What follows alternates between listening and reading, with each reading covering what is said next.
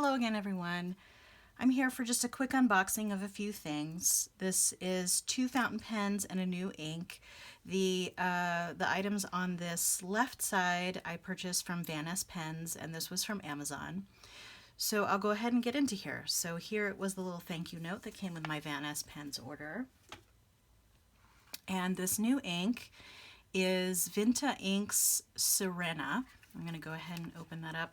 I have to say I have already opened this up once and taken the plastic wrap off of it just because it was giving me a hard time. So I had to make sure I did that beforehand. And now I'm just going to take off this little plastic cap here. They do pack their inks pretty well. I'm going to go ahead and swatch this one before the end of the video, but I'm going to get into the other items first, and then we'll get on to the swatching. So I'll go ahead and do this one first because this is kind of a new cheapy item that a lot of people have. This is a Jinhao fountain pen in the Shimmering Sands color, I think it is. And I don't have any of these yet. This is my first one. So I wanted to try it out because you can put, see, it's just a pull. You can put different nibs on here. Goulet Pens carries a size 6 nib that you can interchange on here if you want to. So I thought I would, first off, see if I like this nib, and if I do, I'll just use that. But I also kind of like the idea of being able to swap in other nibs. And I've also heard that for its price, this pen is actually a pretty good value. So it has a little snap cap like that. And I purchased this for $7 on Amazon. And it comes with this converter, which is, I mean, just the converter itself, you probably could pay $7 for. I think this is an international standard size. So that's also nice, assuming that's true. I don't think it's proprietary. You can tell that it feels just a little clunky when you're unscrewing this bottom piece, but it seems pretty sturdy. The nib actually looks pretty nice. There was only one choice for the nib, which I believe is a fine. Yeah, that is a fine. Let's see.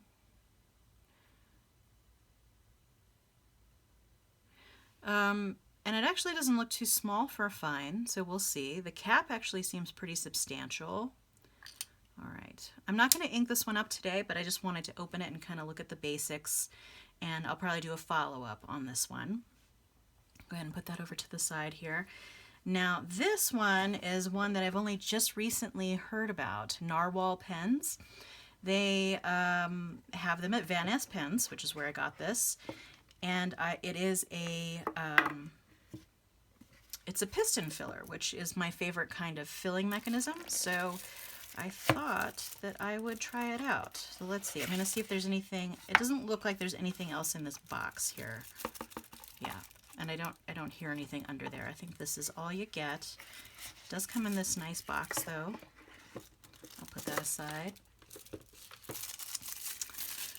And, oh, what color was this? Let me see if it says on my receipt here. The color is, it's the Schuylkill color. Oh, yes. So I, at one point in time, lived in Philadelphia, and the Schuylkill River goes through Philadelphia. It has a crazy spelling, but it's the Schuylkill Marlin fountain pen. So it's supposed to be a water-themed pen. And just right out of the box, it feels really nice and smooth. It feels not too light, not too heavy. It's a fairly inexpensive fountain pen. Oh, and the nib looks very beautiful, actually. And let's see, does it say which? I think this is a medium, but it doesn't say on my receipt. And let me see if I can see anything on the nib there. It just says Narwhal. No, I don't see it on there. But it is a Narwhal nib on a Narwhal pen. So this is a brand that's really new to me. And it does have this little ink window here, which is really nice. And like I said, it is a not a vacuum filler, a piston filler. Oh, and it's actually feeling really smooth too. That's really nice. All right. Well, I'm not going to fill this pen either, just because I do want to do a separate review of this pen, but I did want to do the unboxing and show it to you. I kind of want to see what it... I don't know that it was meant to be posted. It doesn't really... It seems a little loose when it's posted, and that actually feels really comfortable just without the top posted. Let's see. It's a little too top heavy. I've said on here before that I really do prefer to post my pens, mostly because I lose the caps pretty easily if I just put them off to the side. But that one actually sits up pretty well when you put it down. So I might end up using this one unposted. Okay, so I'm going to go ahead and put that aside as well. Actually, I'm going to see what the... So this one is heavier generally than that pen. I think I would be having a little bit of a hard time posting that one. It is pretty heavy, but it actually, the balance doesn't feel as uneven posted as this one does actually. So we'll see, even though this is a fairly heavy pen overall. All right. And I have very small hands, so I try to look for fountain pens that fit well in my small hands. I think the difference with this one is the cap comes way further back, and it doesn't, like I said, it doesn't kind of lock in when you post it, which to me means that they may not have intended it to be posted. So, all right. So those are for future videos, for those pens to be filled and tested out. In the meantime, I'm going to go ahead and swatch this particular ink. So again, this was another ink in my journey to try and find some good shading inks. And so I have my fountain pen ink sample book here. I'm going to see if I can find a page where, okay, I can put it just under this other one. So this is the other one that I purchased. I think I still have it on my table here. This is the other color that I purchased not too long ago. It's fairly similar to this one, but this one's a little bit more green, whereas this one's a little bit more blue. So we'll see how that looks on the page. And off to the side here, I have my usual tools. I have this automatic pen and my glass dip pen. I'm gonna go ahead and open that and get that out. And then over to the side here, I have some water and a napkin to rinse these off and then dry them off. But I'm only doing one color today, so it shouldn't be too much of an issue. So, okay. That looks really pretty in there. All right. So, as usual, I just dip it in there a little bit until I get a decent amount in there, and then I do that so that it slides off a little bit, and do a little swatch here. Oh, looks like I needed more ink.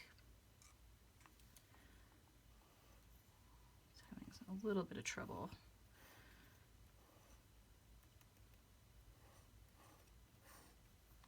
That's interesting.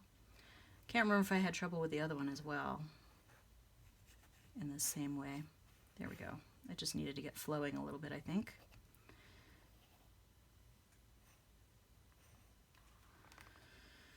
All right, I'm going to rinse that off. And because I have scraped a little bit now, you're going to get some marks there on the paper. And then, oops, sorry. I'm going to go in with my glass pen.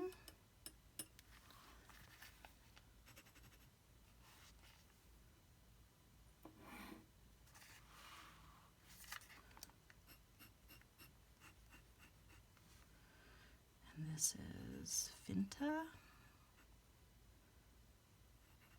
Serena. Okay.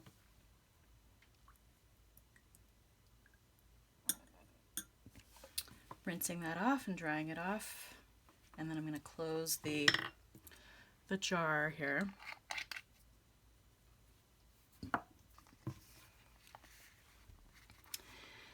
So you're not going to be able to see too well on the big swatch until this completely dries, but in the lettering you can already see that there's a little bit of shading going on, similar to what's going on up here in this other one.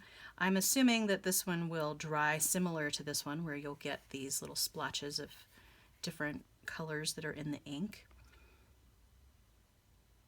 Okay. Now, I'm not going to show the swatch, the square swatch dry today, but I do plan on going back through my swatch book and showing you an updated flip through of where I am with my ink samples or ink swatches in here. Okay. But I think that's it for today. Stay tuned for some reviews of these fountain pens, and I think that's it. Feel free to like and or subscribe, and I'll see you next time. Thanks so much. Bye.